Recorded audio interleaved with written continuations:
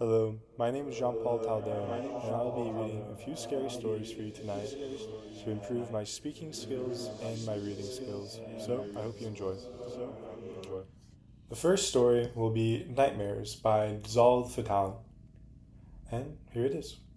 They say that kids are more prone to the supernatural realm. I'm not sure if I truly believe that.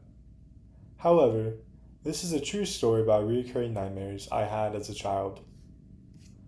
I would always have these bizarre dreams where something demonic would talk to me through flames in my attic or a deep darkness within my home.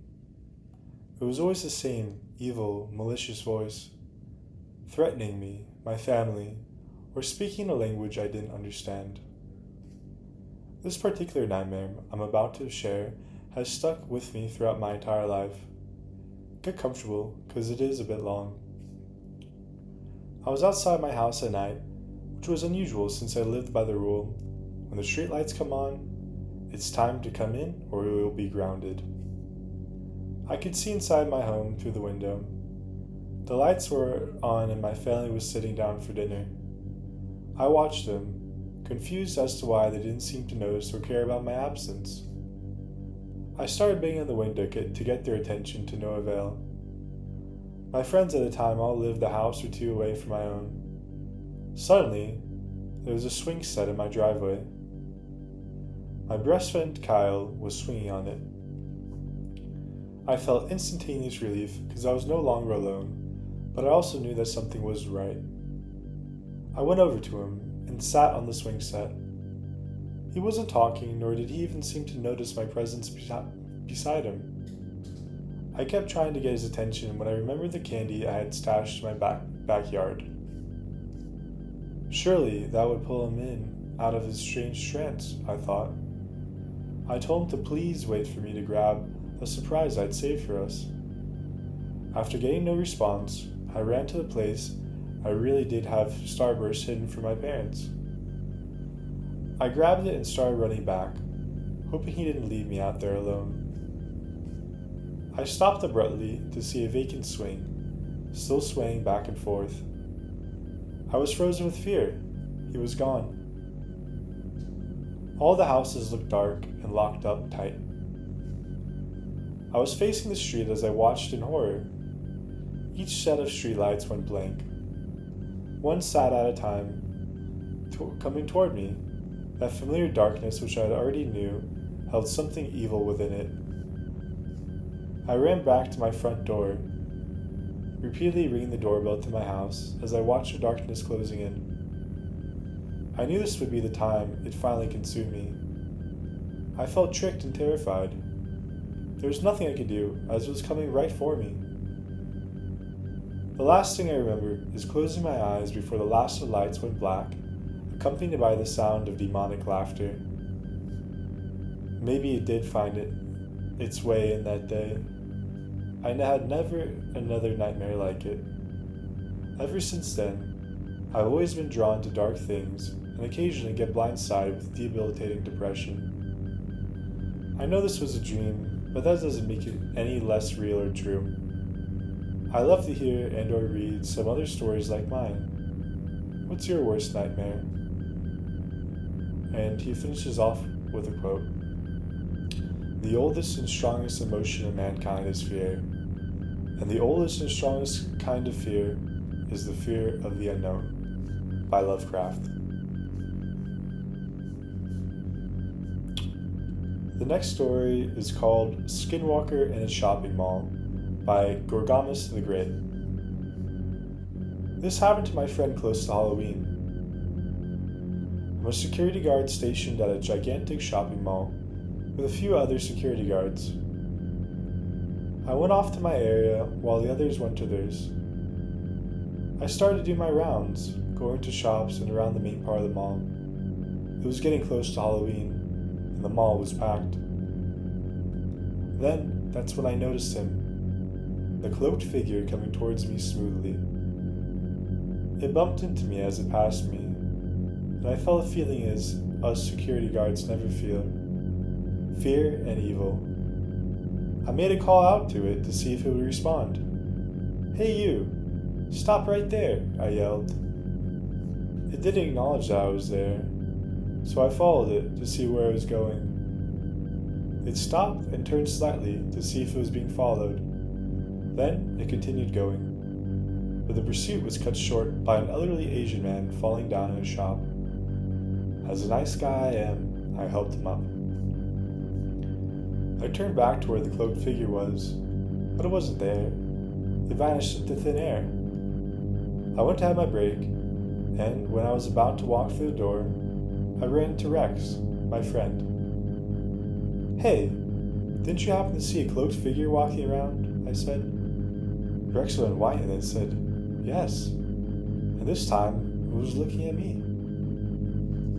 We both sat down and never brought up the cloaked figure again. We don't know if it's a person in costume or a member of an unknown cult. So I ate my lunch and headed back out. As the afternoon turned to night, the people started to thin out and the shops started to close. When it was dead as a doornail, my night shift began. I hopped on my cart, fired up the belt driver, and started doing my rounds on the bottom floor. It was pitch black, and only the spotlight on the cart lights up one bit. That doesn't make sense.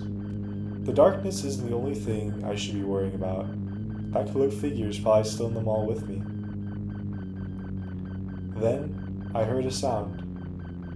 It sounded like a child laughing. It went off in several places around me, like it was taunting me. Like what little kids do to adults. The mall is closed, meaning there's no one here. "Who's there?" I yelled. The laughing stopped, and the mall fell silent again. Then suddenly, there was a loud bang from the second floor that scared me. So, I headed to the escalator and went up to the second floor. As I rounded the corner, I noticed the vending machine was lying down, and I noticed a big black mass next to it. I shone my light onto it and noticed it was the rear end of a grizzly bear. A really gigantic grizzly bear.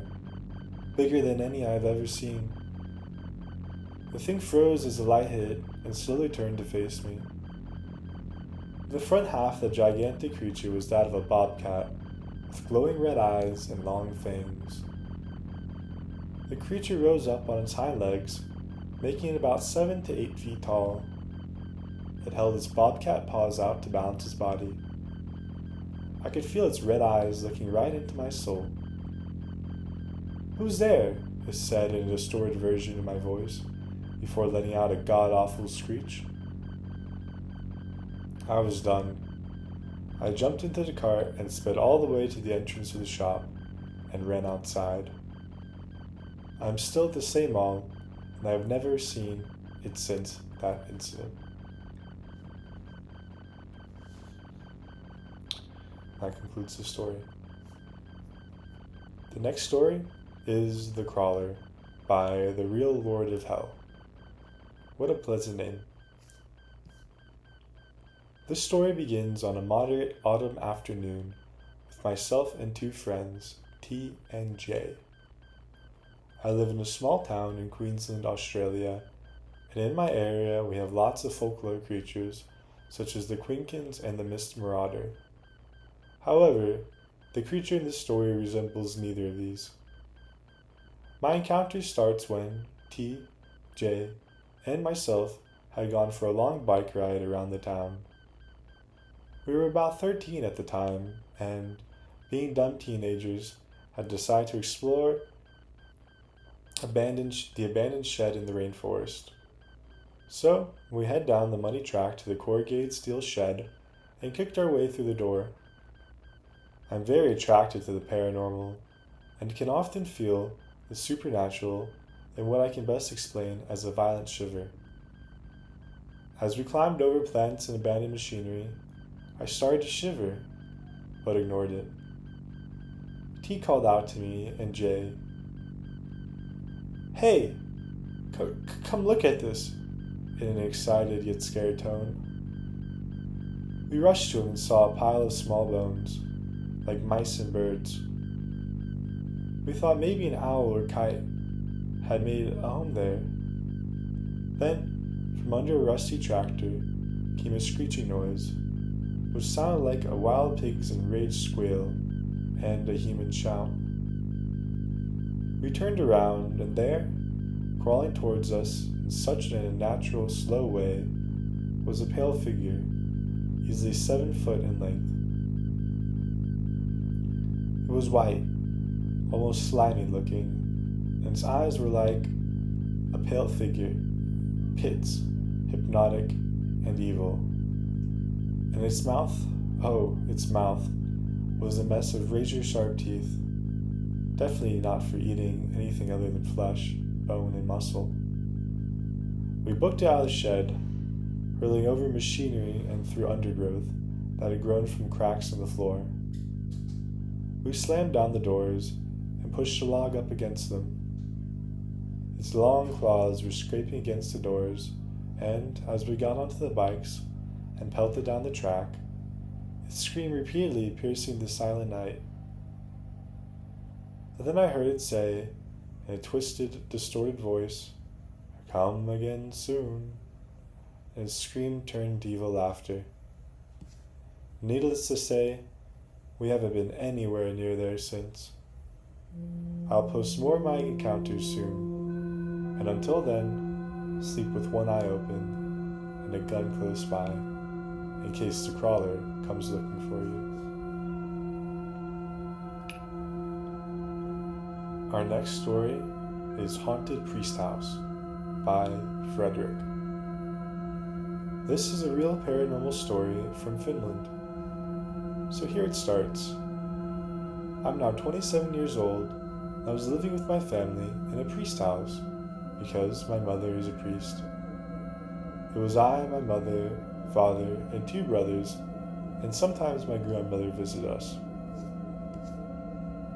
This paranormal terror happened during a span of 7 years. It was a very old house. Oldest part was 200 years old. In the beginning, when we moved in, it was almost like any other normal priest house. But then all the paranormal nightmarish hell started out one day. First phenomena was when my brother was home and an old Chinese plate was taken down from the wall. My brother was alone with my friend that day and asked his friend, or told that, "Hey, don't play with our old antics." But my brother's friend insisted that it was him. Strange, thought my brother. Then, after that, all was normal for some months. Then later, I and all my family members woke up many nights to that something is heavily walking down the stairs from 2nd floor and always stopped the second door on the 1st floor. At this point, we all knew that there was something strange going on in the house. These strange phenomena only got worse the longer we lived there. One night when I was walking to the toilet, I noticed our table and chairs were replaced on each other like a pyramid. Then I told my parents about it, and they noticed it too. And everyone was pale and scared by this point.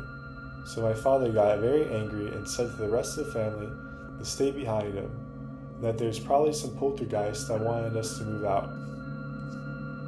He did check every floor and room, but it was empty, only us.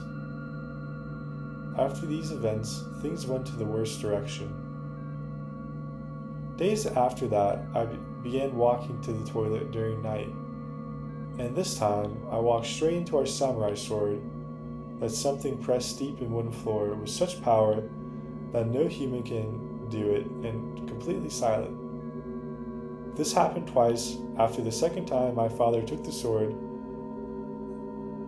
and I slept with one eye open for our safety. But we were all sleeping in my parents' room because of fears.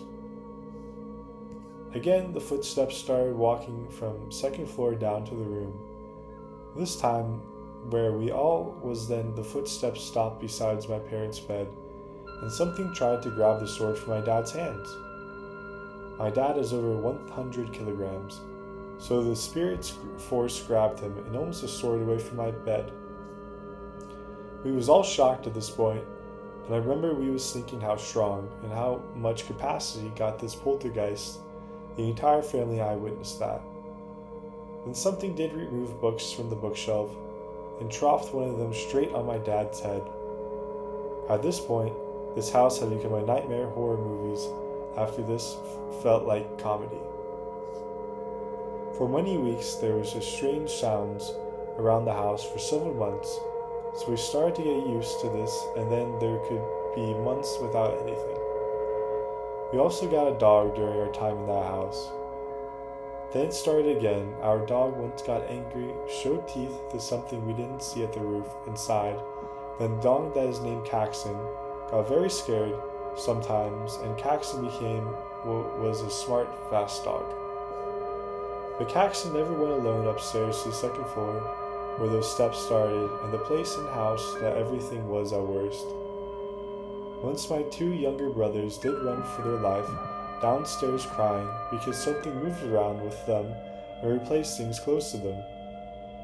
When the poltergeist was almost angry one Christmas, my dad noticed something that came downstairs. He grabbed a knife and started to run after something first. I saw a very dark shadow floating upstairs, then my angry dad and tough dad running after it upstairs, and we heard a lot of noises, and my dad screaming to something to get the hell out of our house. When he came back, he was pale, and we asked him what the ghost looked like, and he told he had never seen anything so ugly and pure evil. It was a male-looking ghost. Once he tried to stab it, gave him a very evil laugh, and vanished into air. I never saw anything else than his shadow. One of my brothers saw a couple of spirits and something that was almost impossible to describe. One Christmas, when my grandmother was there, she got so scared of these spirits, she took taxi over 80 kilometers home. Our dog has still today very stressed nerves because of that house. They moved away from the house many years ago, and I or my family have never after that experienced anything like that anywhere else. The house is nowadays empty. People moved in and very fast out. This was my true story, and after this experience, I think very different about paranormal. So as you can see, there may have been some grammatical issues from our story writer being Finnish. Our next story is My Encounter with Satan by Artemis Gassai. Okay, I know what you're thinking. He's lying, or this is bullshit. What I'm about to tell you is the truth. This really happened. P.S. This will be a really short story. I had just been rejected by the girl I was in love with, and I wanted to die. Like, bad. So I locked my door and took a bottle and broke it. And I took the broken piece and slit my wrist so deep you could see clear through it to the other side of the vein. But there was a little voice in my head telling me I could have anything I wanted if I did one thing. I had to dedicate my soul. Now, I had been considering Satanism for a while now, and while this may have been my subconscious, I highly doubt it. So I performed the ritual. I wrote my name in blood, and by this time, I could barely write the letter to Satan. I was about as pale as a corpse, and I could barely stand up. But by the time the ritual was finished, all of a sudden, I felt perfectly fine, and the cut had healed itself with barely so much as a scar. So the next time someone says they're a Satanist, think twice about Satan, because he saved my life. And our first comment by Daniel Uzumki is, "May God give you freedom and protection with Jesus' holy blood, if this is true." Now, this comment is a bit ironic because our author gave his blood to Satan. Meanwhile, Daniel Uzumki desires blood from Christ. So, regardless if you're into Satan or Jesus, be ready to deal with some blood stuff. Our next story is Real World Werewolf Shot in Nigeria. Video attached. I will try to link the video to the YouTube video. Let me just check it out really quick to see how fake it is. Okay, so it appears to be a wild dog that is dead, while people with Um, oh my god. Okay, well, it kind of does look like a werewolf. Wow. Nah, so it is a fake werewolf. Um, it's a prosthetic dummy, and they're moving the dummy around while someone in the background is making a panting noise to make it sound like it's injured. But I have to say, the creature effects are really good, especially in the beginning of the video when it's at nighttime and it's all bloodied up and stuff. It really does look like a real werewolf, which one would look like. So kudos to them. Maybe they should make an indie horror film. Anyways, let's get to the story. Mysterious beast killed by troops of Operation World Stroke in Bunu State. A mysterious beast with the head of a canine and the body of a human was killed during a ferocious encounter yesternight in Bemu. Troops of Operation World Stroke got a tip-off from the locals of Tembele village in Benue State and quickly went on a hot pursuit of the beast. On sighting the beast, the troops, in their usual manner of swiftness and uncommon dexterity, immediately neutralized it with precision firepower. Unfortunately, after interview with some eyewitnesses in the village, it was reported that the beast had already maimed 4 residents. Medical personnel of the Nigerian Air Force Hospital was able to quickly respond, and the remains of the deceased has since been deposited at the Air Force Base Hospital morgue. The general public is hereby enjoined to maintain good security awareness and immediately report any encounter to the nearest security station. The Chief of Defense Staff is therefore using the medium to once again assure all citizens of their CNC's resolve to ensure the absolute safety of all citizens and their livelihoods. AY Maigada, AVM, Director of Public Media, Defense Headquarters. The first comment says, I'm pretty sure this is fake. In the article, he says, the guy who made it for a short movie, which I thought, my humble opinion, which would have been perfect for, even said it was a dummy. And then someone else says, Travis Hunter, can anyone prove that this is fake? I don't think it's fake, but if anyone can prove it's fake, I'd love to see how. Sorry if that's rude. I hope someone later that day reassured Travis Hunter that him desiring to ask questions is not rude, but it's very appreciated that he voices his opinions. I think Travis Hunter should do it more often and not feel shame or any negative emotions about doing so, but I guess he's respectful.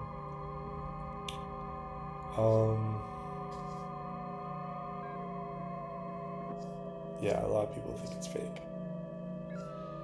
Edward the Beast says, real or fake, that thing is disgusting. And I would agree with that. That would summarize my thoughts. So yep, that was Real World Werewolf Shot in Nigeria video attached by Kineticology. The next story is I Think I Avoided Becoming a Meal for a Wendigo by Death Raptor. This is a bit longer than the previous ones. So let's get started. I'm just going to start by saying that this isn't my first post here. I posted a story about a Bigfoot encounter and my friend's encounter with a shadow person a few months back. I'm not a skeptic by any means, and I've always had an interest in the supernatural and cryptids. This happened about 30 minutes ago as of writing this, so it's fresh in my mind. This pandemic has been really hard for me as I can't see any friends outside of my online classes. I'm a social butterfly and extreme extrovert. It was about 7:30 to 7:45, and it's winter, so it's really dark when I had my encounter. I was just relaxing outside in my aunt and uncle's hot tub. They have a cabin up on Mount Hood in Oregon, with about one road that passes by the grounds. Tall, medium, and small evergreen pines scattered about the landscape with white snow on the ground from a fresh afternoon snowfall earlier in the day. I was sitting in the warm water and occasionally whistling out in the dark, since I enjoyed listening to the echo. I was making whistle sounds like the way you can call your creatures in Ark, as in the game Ark Survival Evolved, for those who don't know. I was occasionally whistling out in the darkness and just laying in the tub. I'd eventually realize I heard nothing except the light drizzle on the roof from the cold mountain rain. No birds or other animals, and no people except for my family. I whistled again and heard what sounded like a reply, a second or two after the whistle I emitted. I made the horror movie mistake of whistling again and got another reply. I got incredibly nervous, almost with newfound paranoia, and began looking around. My thoughts weren't fully in the darkness of the forest. I was just thinking about teenage boy stuff, mostly my girlfriend and overall missing her.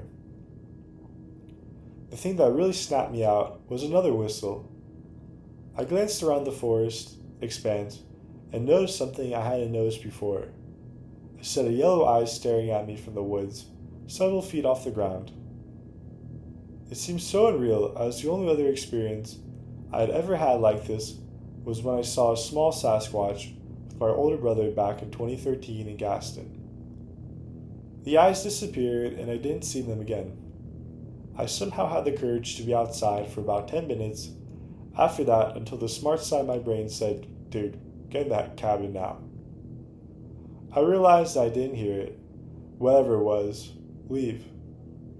I got out of the hot tub immediately and went into the cabin, changing, and coming to my room I was staying in to write this. Through some research on Wikipedia and some other sources, I realized I may have avoided becoming the meal of a Wendigo. I doubt it may have been one, but if it was, I would have just told it I was too sweet and it probably wanted something saltier. But I think whatever it decided, I wasn't worth its time, and my family was inside, and the cabin had large windows, so they would have seen it if it tried anything. But I don't know what to think, since when I told my aunt I felt uncomfortable being out there alone, they just thought I was uncomfortable since nobody else was outside. So if you're out past dark in the northern Cascade Mountain Range, stay sharp and bring a buddy. Stay safe out there, folks. Update: January 7th, 2021. I heard it again today towards dusk while I was sledding with my cousins. I brought them, my cousins, back to the cabin, and because they were getting cold, plus it was quite like the precious night, and my fight or flight response was slowly kicking in, I felt my cousins and I were being watched. After I brought them into the cabin, I walked out and began sledding like I didn't know of its presence, but I knew it was out there, watching me. That was when I heard of a strange howl that sounded like a mix of an elk call and the yawn of a black bear. I just said, "Screw this, I'm going back," and began sprinting as fast as one could through about a foot of snow back to the cabin. When I was inside, I nearly broke down crying in the garage from absolute fear. I'm planning on trying to hunt it when I'm 18. After all, my family vacation's there, and I don't want something like that around my family. Claire Adams Carter, other words, her username says Strawby with an X instead of an A, and she says, "I'm so sorry to hear this." Hopefully that gave some condolences to Death Raptor. Oh, and also Werewolf Fan replied to Death Raptor in the comments who asked, "Does anyone have an idea what else this could be? Please reply with your thoughts, thank you." And Werewolf Fan says, "Yes, maybe in half werewolf. That is a werewolf, but not completely changed, only half." And then Werewolf Fan replied, again with a photo of half werewolf from Google, and it is showing a guy who was quite muscular and bipedal with clothes on, like a biker outfit, who is got werewolf looking appearance. So that would be a half werewolf, and he says, "This is what I mean." Death Raptor says, "Thank you so much." I really hope that that was not what Death Raptor saw that night, because that'd be really weird. Why would there be a half werewolf with a biker outfit and tattoos, watching you as you get in your hot tub at night. I think I would be really scared if that was happening to me.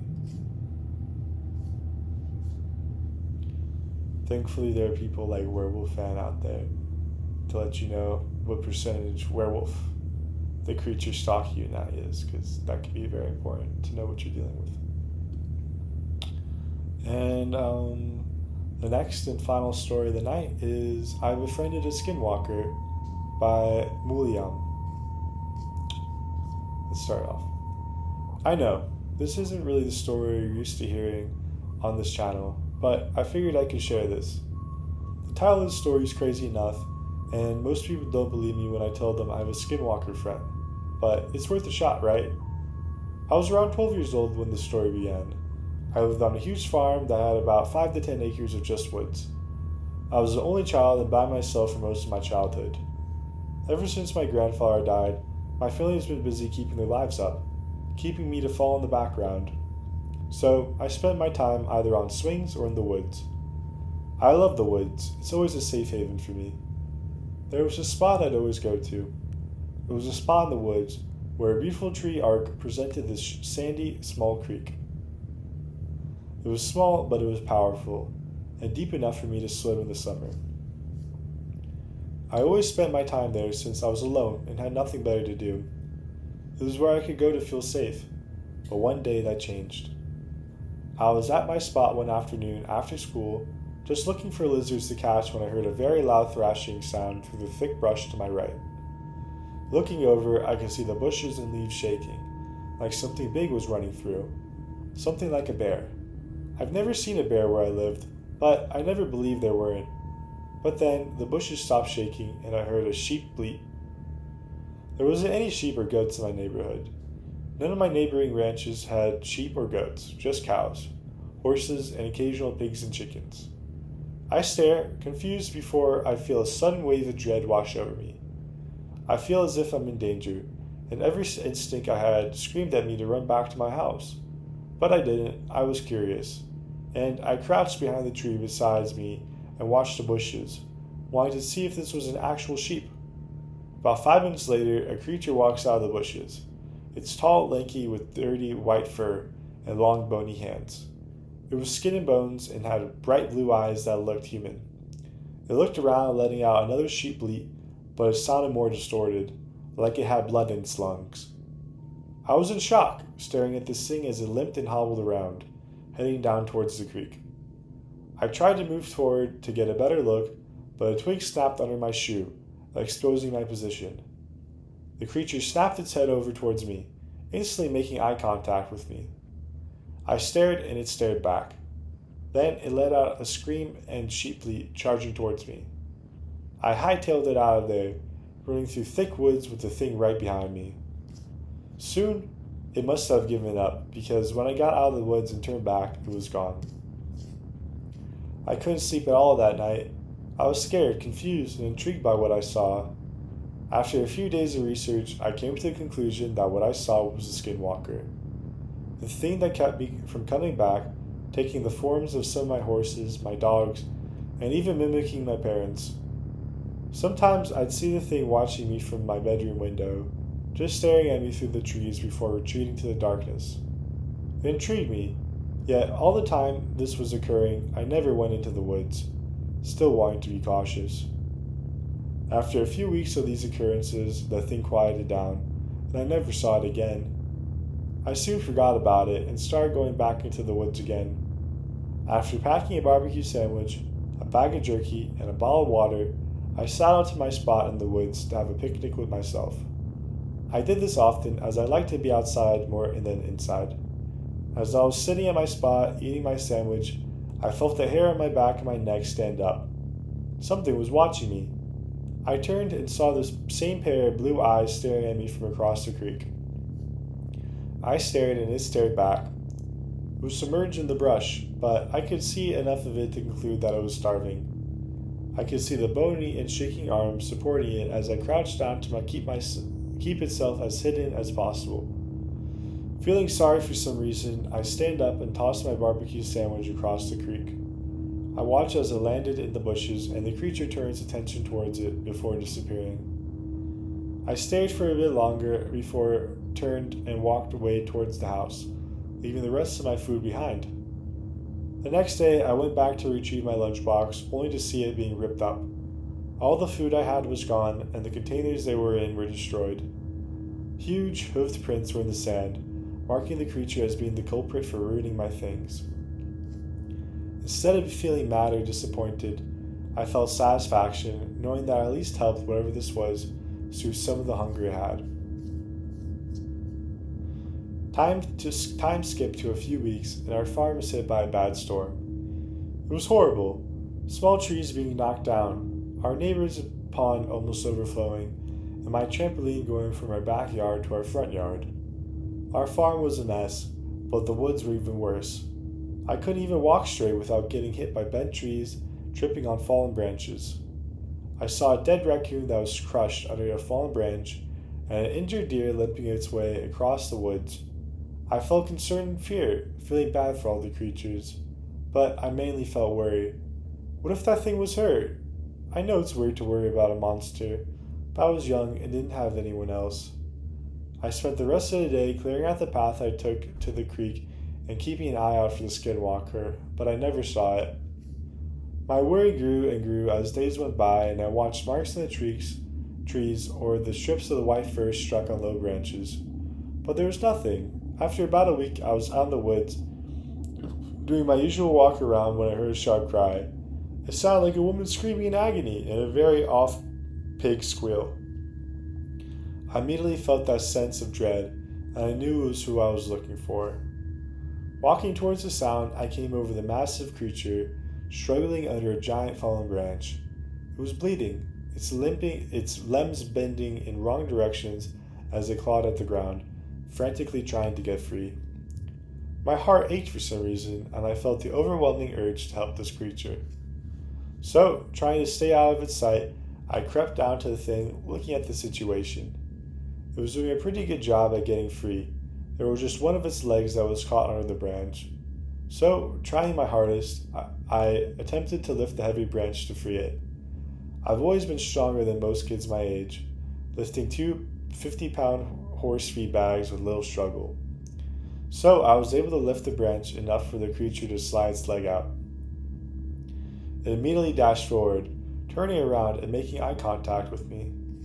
It started tilting its head to the side as if intrigued by me.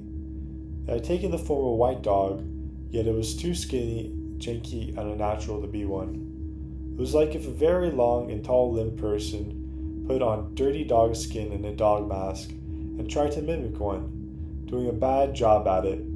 And still it was skinny, ribs poking out of its sides, its spine visible as well as its hip bones. I kept eye contact with it, my eyes never leaving it as I took off my hiking bag and pulled out the small steak I had planned to cook in my spot. I tossed it over the creature and immediately drove for it, eating it in 2 bites. Looking back at me, the thing took a few steps forward. I stood still, my body freezing as I fought between running and staying there to see what would happen. The creature continued to walk towards me before coming to a stop only a mere few feet away from me. It smelled of rotten flesh and horrible body odor, and I resisted the urge to vomit. I met those unnatural blue eyes, having to crane my neck back. This thing was 8 to 10 feet tall, so looking up at it was a bit of a challenge for my shorter self. We stared at each other for a good minute before the thing just turned around and limped away, disappearing into the woods. Ever since then, I've seen it almost every day. When I would make a fire at my spot, it would cross at the creek, listening to me as I talked to it. When I would be outside with my horses, it would watch me from the woods, as if making sure I was all right. When I was hanging out with my friends in my room, I would see it wandering around in pastures outside, occasionally looking at me with those unnatural blue eyes, which I've grown to find almost comforting. I could tell it about my life, my days at school, my grandfather, and vent to it. I felt comfortable with it, and I still don't know why. It even took the forms of my grandfather and say things he always would like to say, like, I love you, Boo. Even though his voice was more distorted and raspy, I found it to be a great comfort. I would sneak leftovers from our family dinners and toss them out to the woods for the creature to get, almost wanting to make sure it stayed fed. There was one point that I even touched it, my hand grazing its sturdy, matted fur as it approached me. It felt greasy, like how your hands would feel after petting a dog or horse. Kinda grimy. Never once had it tried to harm me, only studying me or trying to comfort me. It would bring me gifts, leaving bones, rocks, and small dead animals on the porch under my window. I even named it Odie. No, we never had a relationship like a man and dog would, but we had a strong bond. My friends told me I had a supernatural talent for being able to understand and tame cryptids and monsters. Let me tell you, I have and never will tame this creature. It is wild, dangerous, and no force will break that. I am simply a friend, not an owner. Only one other person has seen Odie, my cousin who saw it while we were out playing in the woods. She was terrified, refusing to go back into the woods from the fear of seeing such an ungodly creature. I didn't mind, however, because I felt no fear while being in the presence of Odie. Deep down, I knew it wasn't going to hurt me. I have moved twice, both the places with a heavily wooded area either on or neighboring my house, and it followed me, always peeking at me from between the trees. Where I am now, I saw it looking at me through my window. It was a rainy day, so its fur was stuck to its body, making it look more natural. It stared at me for a while before turning and running on two legs back into the woods. Every now and then I will hear small knocks on my window and on the door that leads to the outside to a small porch connecting to my bedroom. I know Odie is still out there, and it makes me more at ease when I hear those knocks, knowing that my shape-shifting friend is okay. Some might believe my story, some may not. I don't really care who does and doesn't. It's hard to believe, especially with all the stories of this creature being hostile and dangerous. I just hope the story can be shared to other people to show that not all dangerous and unnatural creatures are hostile. Some can be gentle, kind almost. Some like Odie, who will always have a special place in my heart. A friend who was there when no one else was. I give a special thanks to my skinwalker friend, and to whatever the hell is wrong, God bless me with to be able to be welcomed into the presence and survive such an extraordinary creature. The first comment, Bluey, says, "Did it ever transform in front of you?" To which Musical in it, the author wrote, not the author, but someone else says, the story says it did, so I'm assuming so. Unknown Dangers says, "How did a skinwalker not kill you?" Quillink says, "That's really interesting." The Real Lord of Hell, who we also read from earlier, says, "This is mega interesting.